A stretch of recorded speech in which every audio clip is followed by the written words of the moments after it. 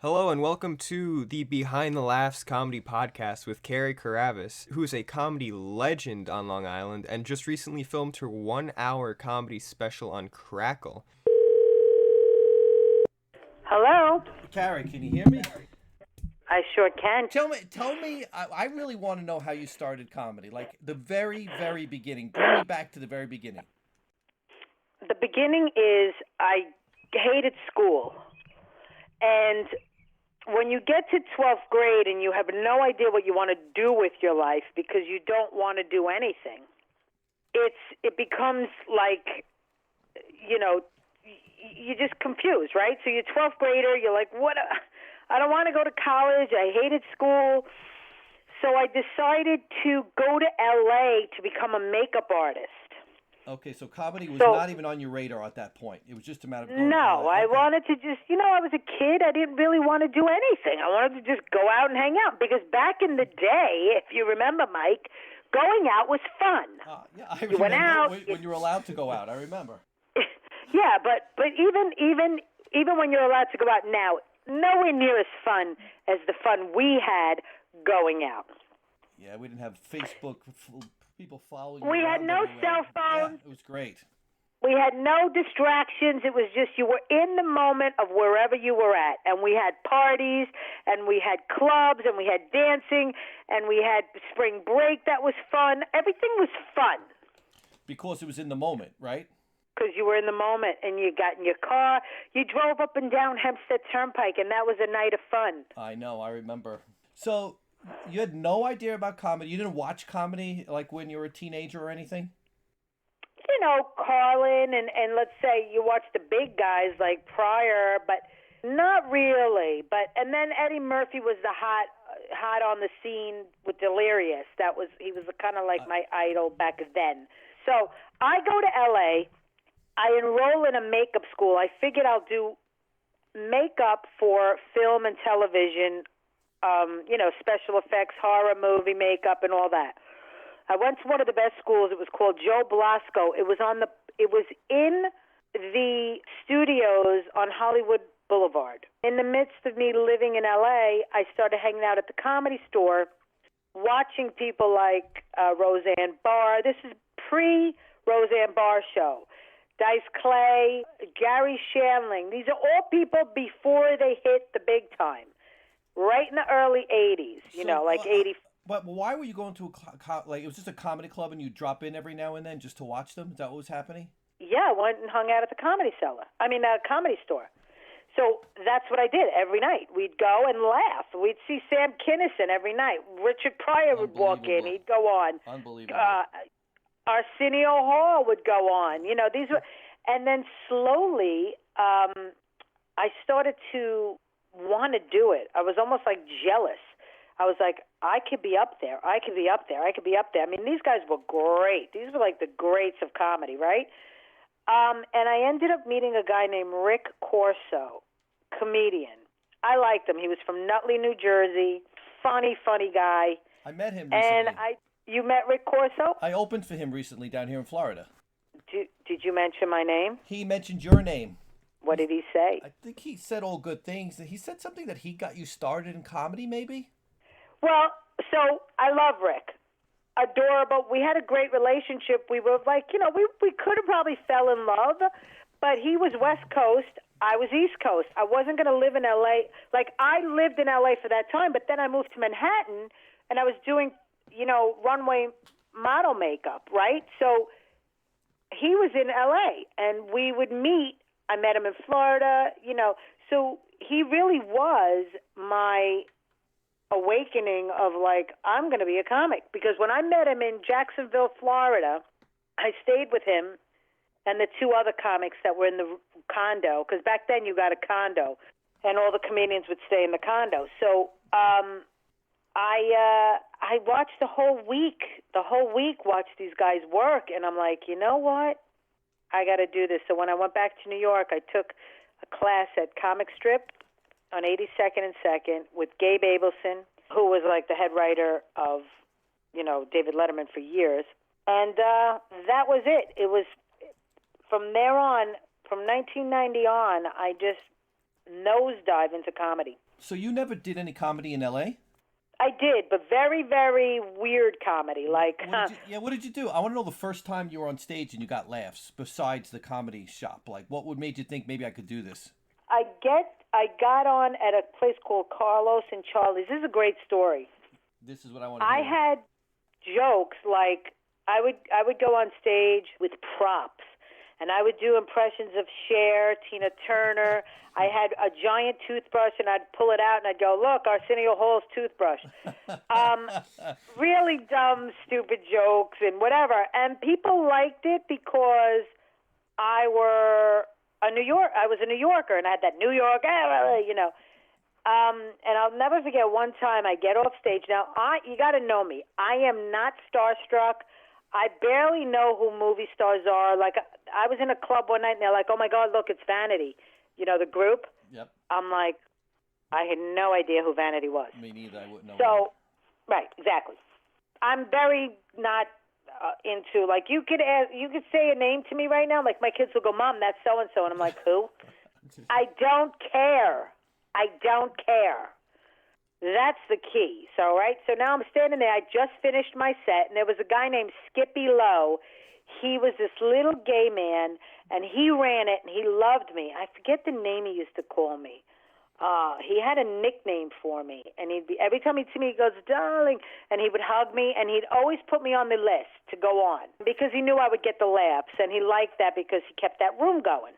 And, I mean, they weren't big laughs. It wasn't like I had, I was killing it, but I was getting laughs as opposed to some of the other comics that were really actors that were trying to be comics. I was just like that natural New York whatever. So I'm hanging out after my set at the end of the bar, whatever, at the back of the room, watching the other comedians, because you never left. You always hung around and whatever, right? The comic's life is like a vampire's life. You hang out all night. That's right. So Mike Tyson, at the time, comes up to me. I don't know who it is, and he's got a high-pitched voice, and he's a big man. And he's like, you're really funny. You're from New York, whatever. And I'm like, yeah, thanks, whatever. And he goes, I want to take you out one night. And he hands me his number, right? And I go, I got to have a boyfriend. He goes, well, when you get rid of your boyfriend, here's my number. So he gives me his number. He must have been there for like maybe 5-10 minutes, and then he leaves. And I take the number, and I ripped it up, and I threw it out. Because that's what I did with every guy's number. Ripped it up and throw it out. I never, whenever I was at the comedy room or anything, I never took anybody's number. Like, there was no love connections at my work, Right. That was one of my things. I never dated comics. I didn't want to have a relationship with a comic. Even though Rick was a comic, I wasn't a comic. So when I got in the business, that was like no dating comics, right? It always backfires on you anyway. Mike Tyson isn't a comic. Did you know it was Mike Tyson at any point? Well, no, I didn't know it was Mike Tyson. He was gigantic. He was scary. I wasn't going to date him, right? So, he wasn't my type of guy. You know what I mean? Like, he had a high-pitched voice. And back then, okay, I always thought all men that I met were gay. So I'm like, every guy I met, I was like, he's probably gay. Oh, he's probably gay. I just don't know why I had this. Ask my friends. They were like, he's not gay. I'm like, no, he seems gay. He's probably gay. Of course, in L.A., everybody's gay. That's why. Everybody's gay, and that was the height. The early 80s were the height of, like, the mid to, early mid, the 80s were the height of AIDS.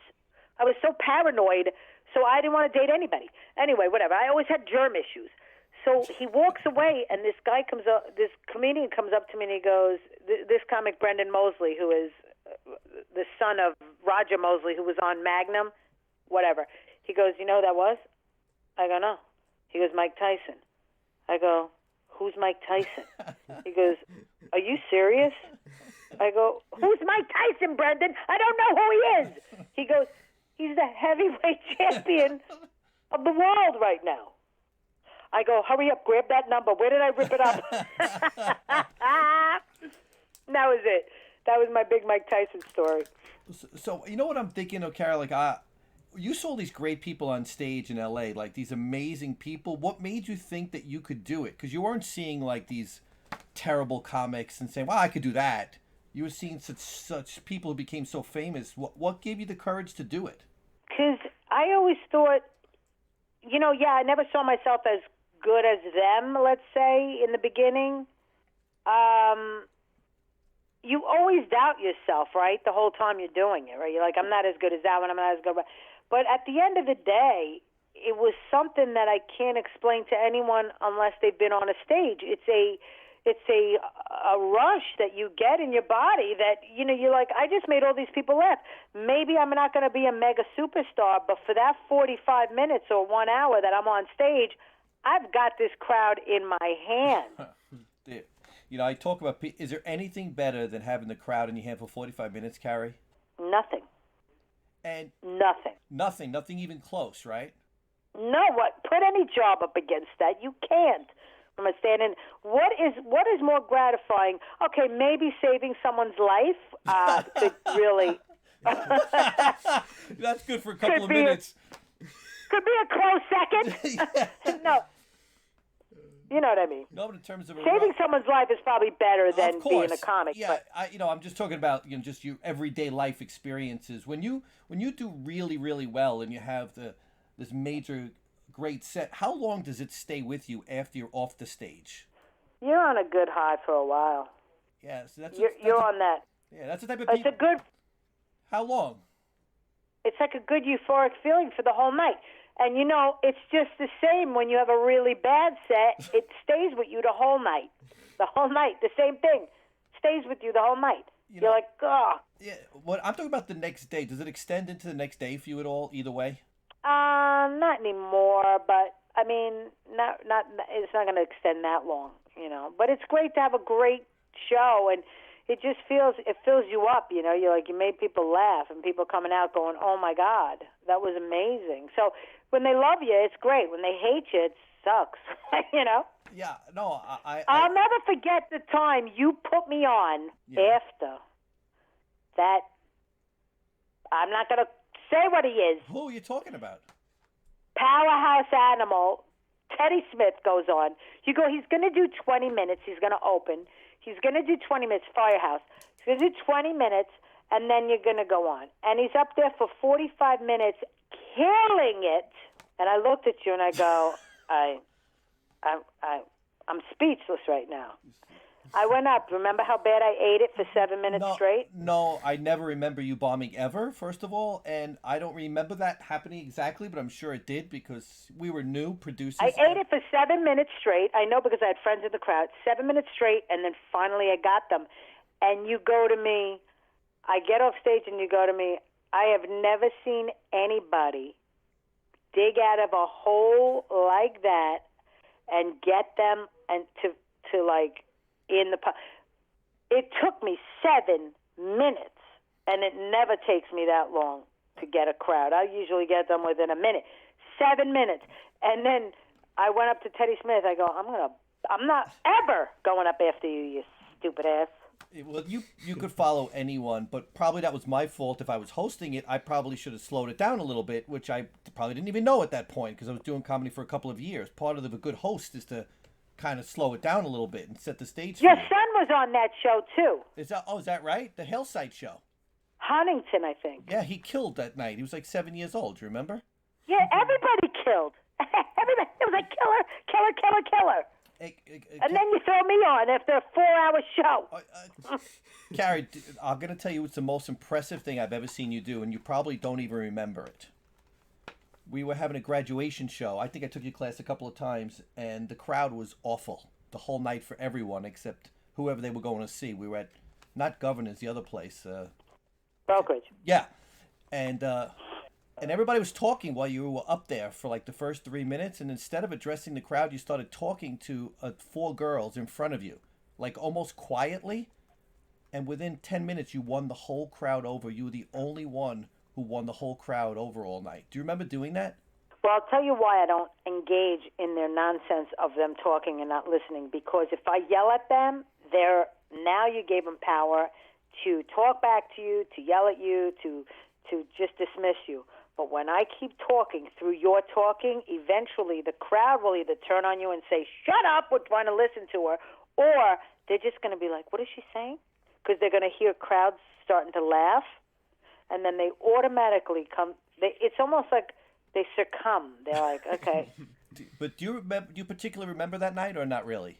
Not really, but I've had crowds where I'm looking at these comics and I'm like, why is he talking to her? She's drunk. He's engaging with her. Ignore her. And if you ignore the drunk, if you ignore the loud bachelorette party, if you ignore them, they eventually shut up. Right, but what you did was a little unique because you didn't just talk. You just picked out a few girls to talk to, almost like you were having a side conversation, and everyone wanted to know what you were saying. What I've never seen that. Right, before. I was doing a private show for them. Yes. You're like, oh, and so. Right, because they were the only ones listening, probably. Yes. Yeah, it was amazing. I've never seen anybody ever do that to this day. Usually, for me, I actually try to win the whole crowd over at once. I'll talk over everyone, but I've never been able to just focus on 2 or 3 people and win everyone over. You're amazing. Well, here's how I look at it. If you paid a ticket to see comedy, I'm not going to bash you. Most comedians get up and they bash the people in the front row. It's like, listen, dude, I paid my ticket. I just wanted to come out with my girl, have a fun night. Leave me alone. Do your act. So I never pick on people.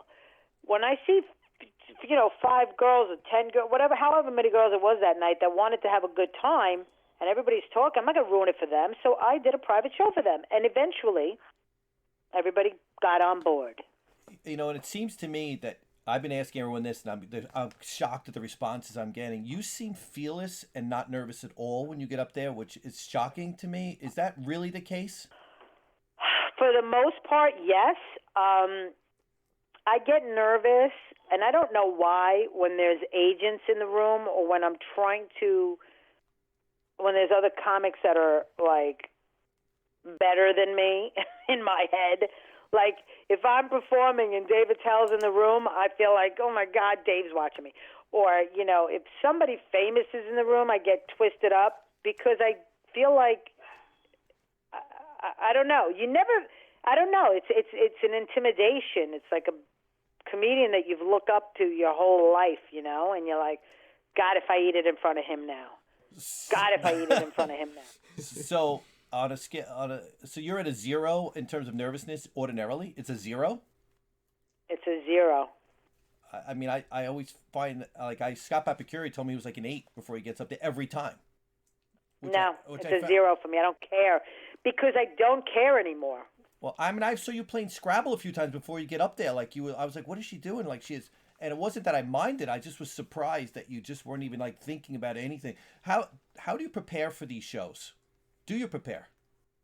Well, yeah, I do prepare. So let's say I have a new bit that I want to work on, like the coronavirus. Right. I'll have my key points of what I want to say about it. Like before the coronavirus became serious, it was like the talk of the coronavirus. Before the actual lockdown, I had about 15 minutes of coronavirus jokes, which I don't think I could ever do now. Right. Because of the severity of it and how many people have actually died. But I'll go up with those points and I'll just talk about them. And then I mark, I'll tape it and I'll hear where it got a laugh and you know what I mean? So I'm not a writer like the way normal people write, like they'll write it out on paper. I will not do that. I will take my idea and I'll just bring it up and I'll talk about it. I think most of the comedians that I know that are really good, like I know Keith Anthony does the same thing. He has a topic, and he hits the topic a few times, and then he tweaks it as he goes. Is that what you do? Pretty much, but Keith Anthony's brilliant. Like, Keith Anthony he's another guy that I can't freaking stand. The genius that Keith Anthony is, and the fact that, nobody knows him is mind-boggling. I agree. Keith Anthony, we were doing a real estate, not benefit, but they were it was all real estate agents in the crowd and brokers, right? Yeah. At Governor's. So it was sold out. It was all them, about 300 of them. And we're in the green room, and he goes up, and we're only supposed to do 25 minutes each. right? There was like four of us. Anyway, Keith goes up. For 25 minutes, no, for 20 of those 25 minutes, he did real estate jokes. When I tell you jokes that I've never even heard of, I've never seen him ever do once, and I've never seen him do it again. Ever again. And he killed it so hard. And he comes out, and I looked at him, and I go, what the hell was that? What was that? What was that? I go, are you serious? What happened to your Costco bit? That's so good. I mean, my sister goes to me, because she was one of the realtors, she goes, that guy, who was that guy that did the real estate stuff? I go, nobody. He's an idiot. Keith Anthony, brilliant mind. Is he the best comic on Long Island? Well, we're not going to include you in this because I'm interviewing you. Who would you say the best comic on Long Island is? Hands down him. Hands down Hands him. down. I agree. I can't believe that guy's not Long famous. Island, how about that guy is brilliant. I mean, he talks, I just can't, it's so annoying that he doesn't have a special. He's so good. He is that good. That good. Were you just doing that real estate seminar with Rich Walker and he was bombing in front of you and you were on Facebook Live recently? No. At the brokerage? Just a couple of months ago for Christmas or something, you were doing a real estate thing and you were in the green room and you were like, oh my gosh, Rich Walker's bombing. Oh, yeah, but that was they have it every year, but the one time I did it with Keith, this was back in, years ago. So the one I did with Rich Walker, we both ate it that day. These guys, first of all, it was realtors. They weren't that many. Half of them were deaf. So, but see, here's the thing.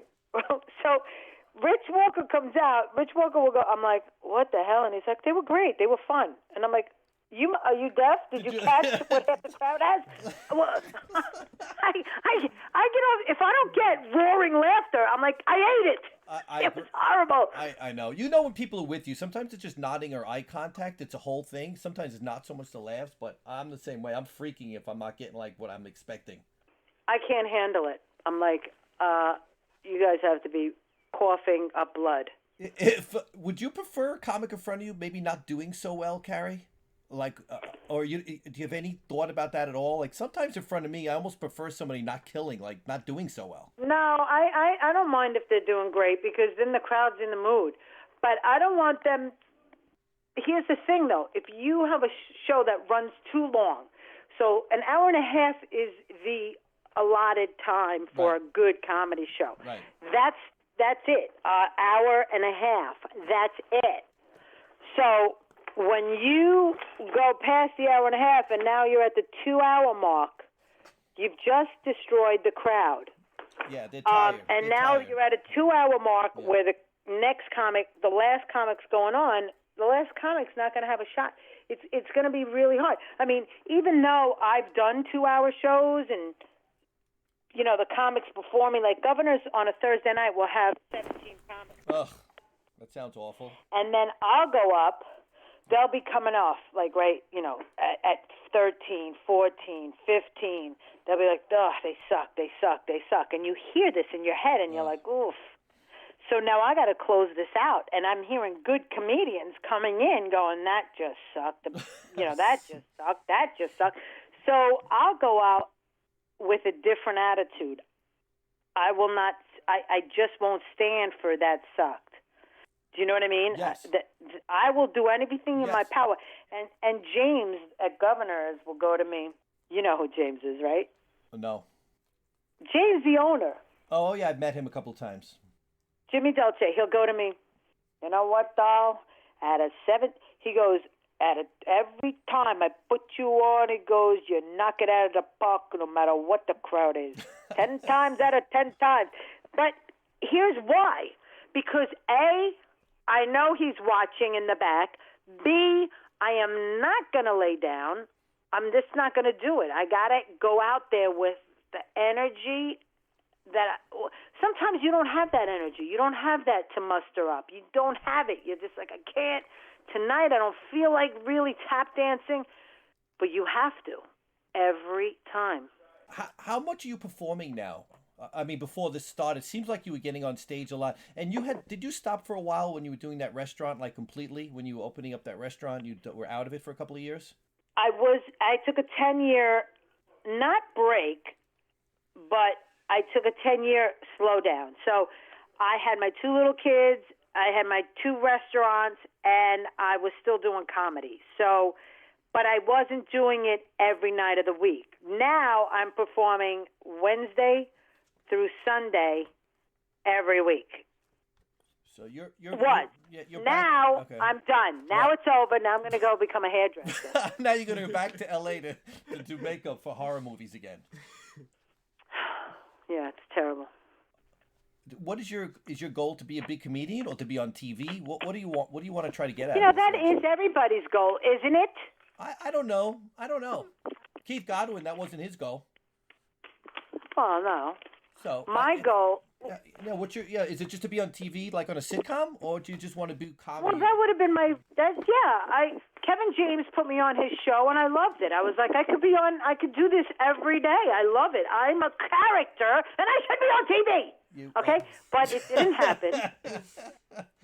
It didn't happen, and you can't force what's written and what's supposed to.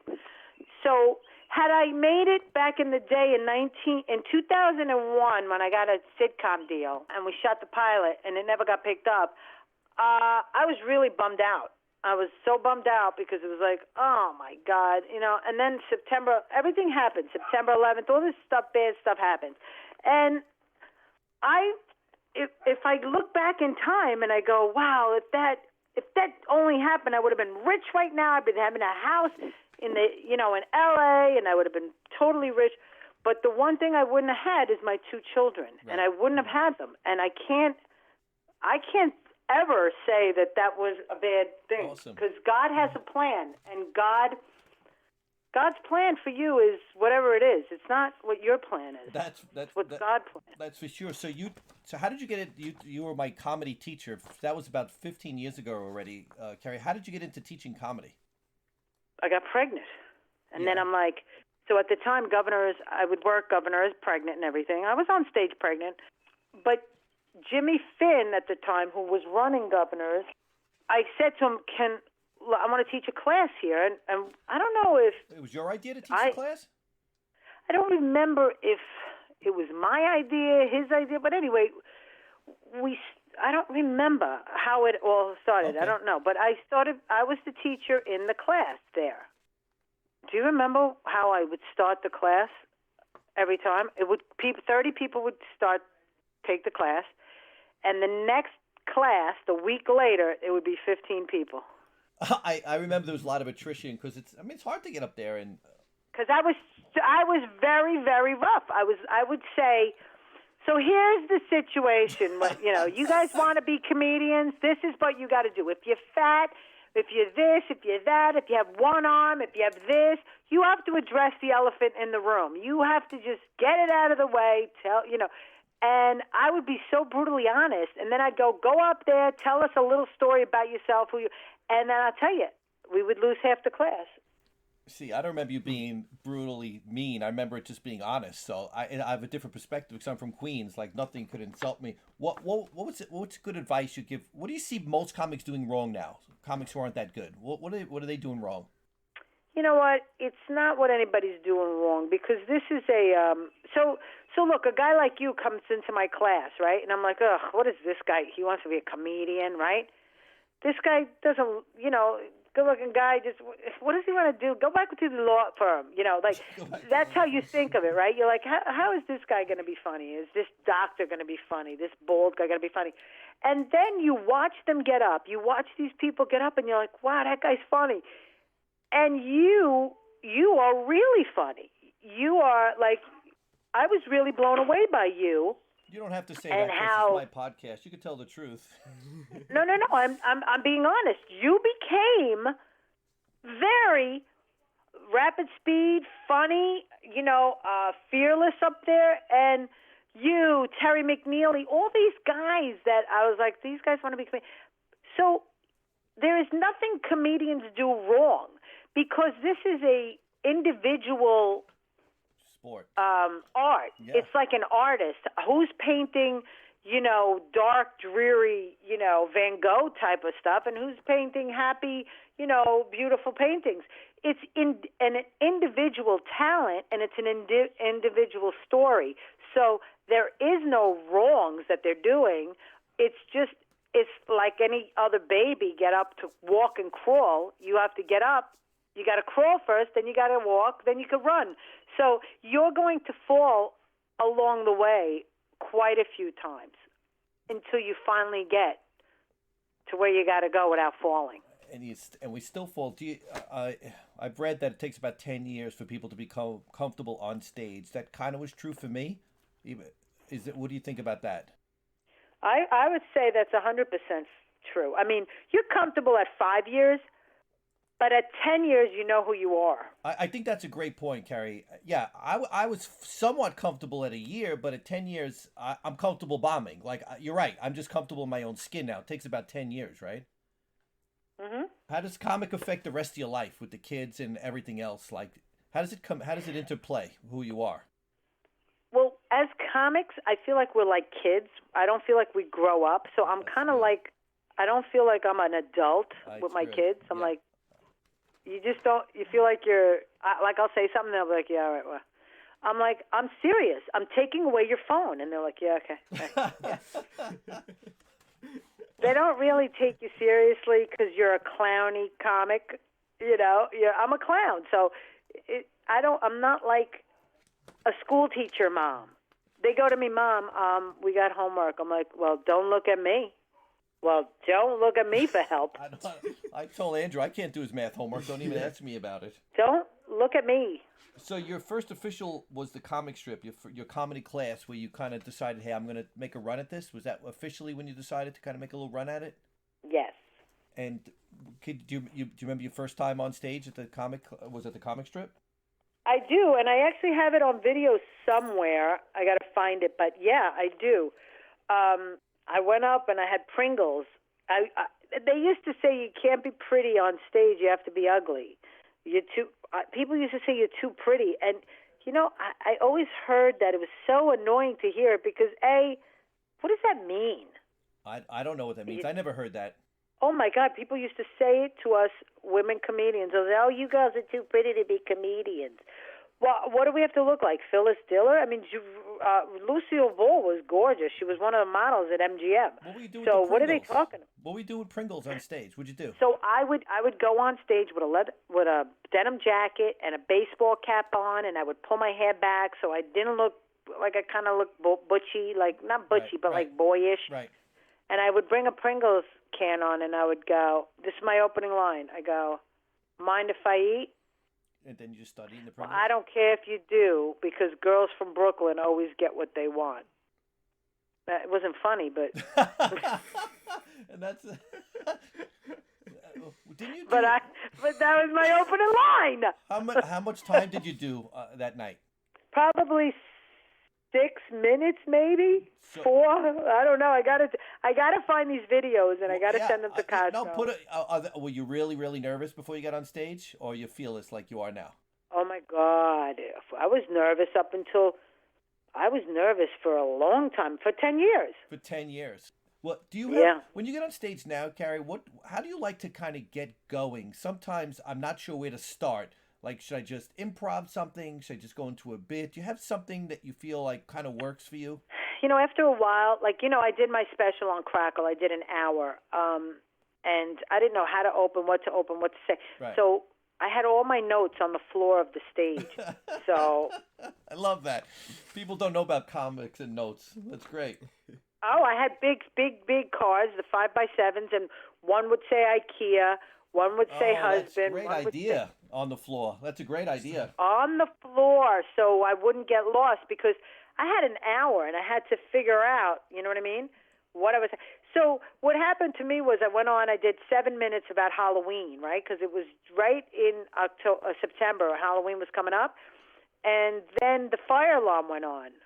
Oh, my God. And I was like, are you people, are you serious? I go, are you kidding me right now? I go, I go, this couldn't have happened when the Chinese kid was on, and the place went nuts. And then, yeah, go ahead. so then I get off, and they go to me, okay, 15-minute break, because the fire department had to come down and put the stupid fire alarms off. I was very nervous because it was my one shot to make a good 1-hour comedy special. It wasn't in my own skin. I wasn't as relaxed as I wanted to be. And it kind of shows to me when I watch the special. I've only watched it like maybe twice because I can't sit through it. I feel like it's like nails on a chalkboard. I can't watch myself. Yeah, I was going to ask you that question too. Go ahead. So I had to go back out there and do the same 7 minutes up front. How hard was that? But that sounds hard, man. And it was the same. Was there an audience there? It was a live audience there? My God, yeah, there was 300 people there, 400 people there. And you had to do the same 7 minutes for them twice? Yeah. So I did that, but I changed it up. And whatever. So whatever, we did it, and then I don't know if you ever get a chance to watch it. It's on Crackle. You'll see it. It's Carie Karavas, whatever. There's good feedback from it. People will say to me, "Oh my God, I watched your special. You're very funny." But I see it, and so what happened was they brought me out to the song, "This Girl Is on Fire," because I go to them, listen, the alarms just went off. When you bring me back That's out. a great idea. Bring me back out to "This Girl Is on Fire." That's a great idea. But Sony would, because it's an Alicia Keys song, will not give us the rights to use it in my show. Oh, gosh. So they jumped from me talking backstage to me on stage talking about having no teeth I or saw breaking that. a That's front what I tooth. watched today. All right, I didn't see the alarm bit, so they cut that out. They cut the whole first half out. So they jumbled my order everywhere, And there were some cuts to it where they were cutting to the audience, which I didn't really like a lot. I would have much rather them they cut very little to the audience and more stay on me more. But it's okay. I didn't really have say in how they cut it up, but it was fine. And I mean, it was all my stuff, whatever. So that's it. I did it. I did an hour. Yeah, that's very impressive. I find I can't watch my videos. I know you're supposed to critique yourself, but I can't watch them, Carie. Is that what all the good people do? They watch and critique themselves? No. I can't do it either. I can't do it. I don't know what anybody else can watch. I think a really good comedian can't watch himself. Not a really good. I'm not blowing my own horn. No, I know what you mean. I know what you mean. I think a seasoned comic who's been doing it forever cannot watch themselves. Like, do you think Billy Burr sits there and watches his own special over and over again? No, I don't even think he watches it ever. I think he shoots it and he's like, okay, do what you got to do with it. I don't think he watches it ever.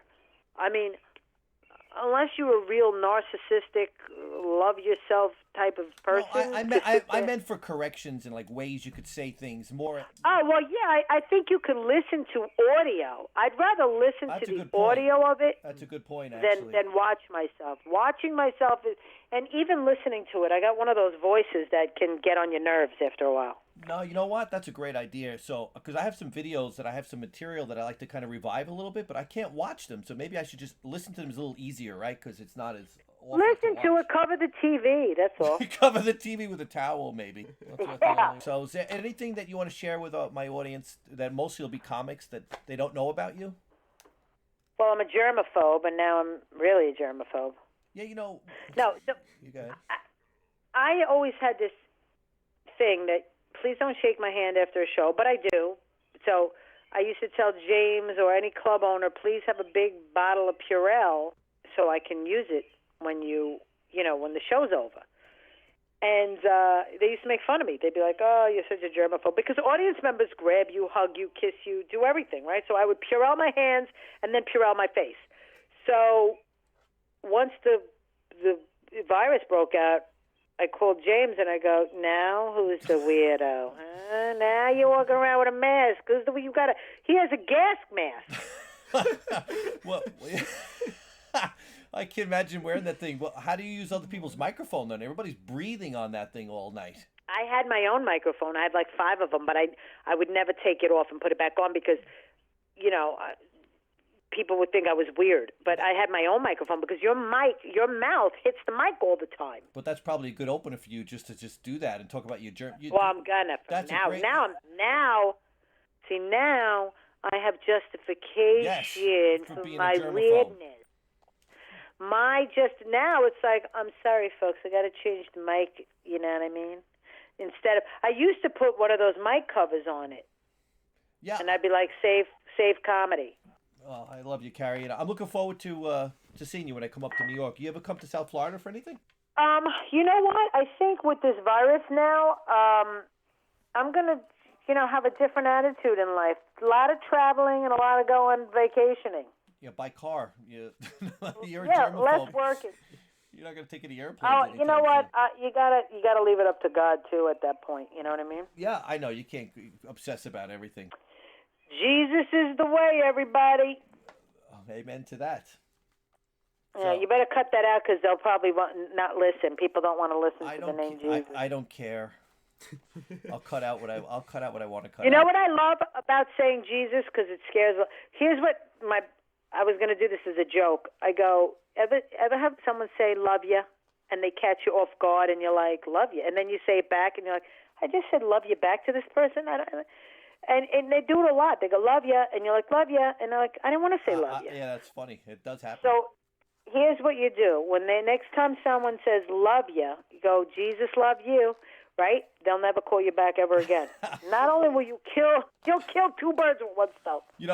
One of my opening bits, Carie, I do. People corner me in the supermarket and they want to talk to me. So I say, you know how I get rid of them? I look them in the eye and I say, Jesus loves you. And I never see them again.